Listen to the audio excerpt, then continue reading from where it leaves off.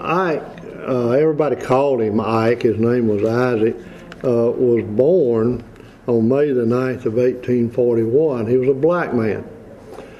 At that time, of course, the Pringle family owned IkePringle, and he adopted their name.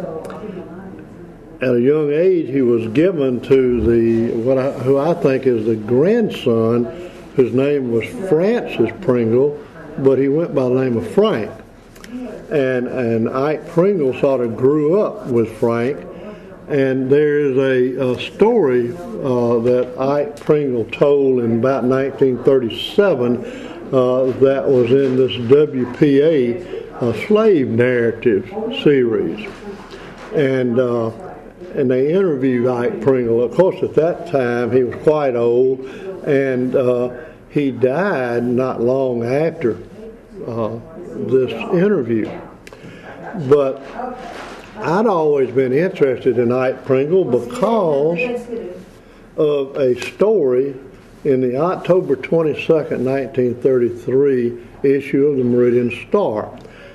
In the story, there is a picture taken on the front steps of the courthouse, and the picture caption says, "Members of the Walthall camp still active." These were Confederate veterans. A gentleman who is passed on now, Dr. Tom Lawrence, and I were friends, and we studied the war between the states, and we talked a lot about IkePringle, where he was, and whatever happened to him, but we just never could turn it up.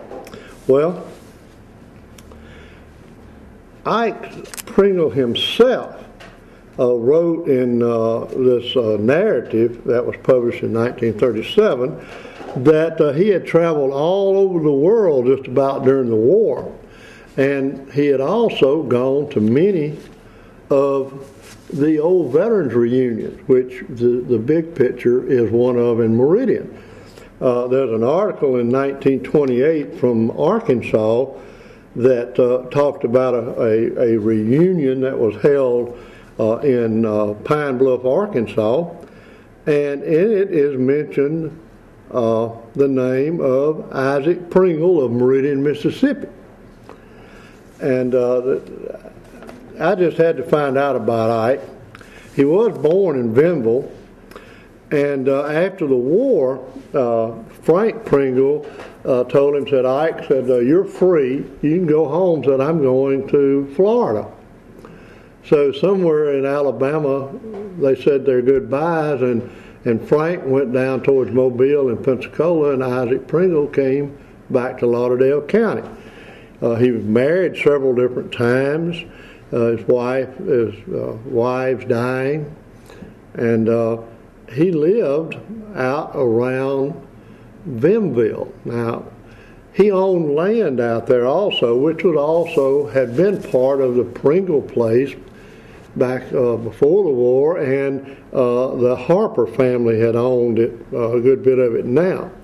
But Ike farmed all of these years out there. I found deeds that he'd given to where he borrowed money to plant crops, and who knows what else, obligations that he had to pay him. He always paid his bills, and he held on to this land until February of 1912, and then he sold it to a Mr. M.J. Harper. But he continued to live and farm at this same place. And in Ike's own words, he noted that he had lived on the Harper place after selling the place, and he continued to farm. It's kind of hard to find out anything about Ike, because we searched some cemeteries and we found nothing.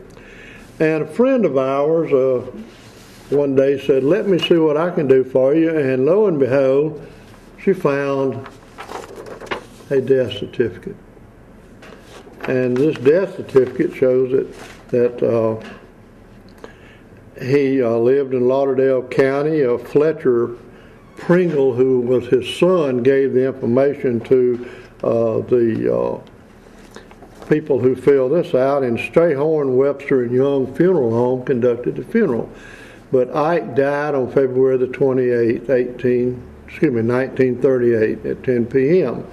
And he is buried out on Whitaker Road, which is right off of the old Wire Road. And this cemetery is Pleasant Grove. And I've been out there. Mr. Shields and I went out searching, and there's no grave marker for Ike Pringle. In fact, the cemetery has got a couple of Pringle stones. One of them was a soldier, I believe, from either World War I or World War II.